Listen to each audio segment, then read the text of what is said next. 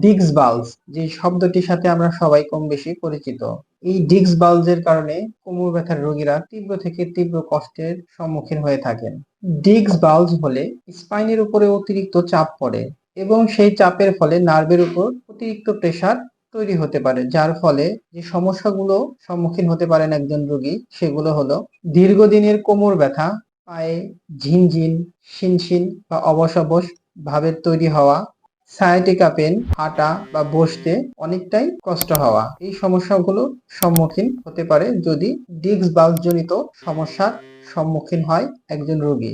আমাদের pain relief physiotherapy সেন্টারে রয়েছে আধুনিক বিশ্বের সর্বাধুনিক চিকিৎসা পদ্ধতি, সেটা হলো স্পাইনাল ডিকম্প্রেশন থেরাপি, যেটি সম্পূর্ণ নন সার্জিক্যাল পদ্ধতি এবং সম্পূর্ণ নিরাপদ এবং আপনার দীর্ঘদিনের ব্যথার কার্যকরী সমাধান হতে পারে এই স্পাইনাল ডিকম্প্রেশন থেরাপি। তাই আমরা বলবো সঠিক চিকিৎসা এবং সঠিক থেরাপির মাধ্যমেই একজন রোগীকে সম্পূর্ণরূপে ব্যথামুক্ত জীবন ফিরিয়ে দেওয়া সম্ভব। আপনাদের যদি এই স্পাইনাল ডিকম্প্রেশন থেরাপির প্রয়োজন হয় তাহলে অবশ্যই আমাদের সাথে যোগাযোগ করতে পারেন। ধন্যবাদ সবাইকে।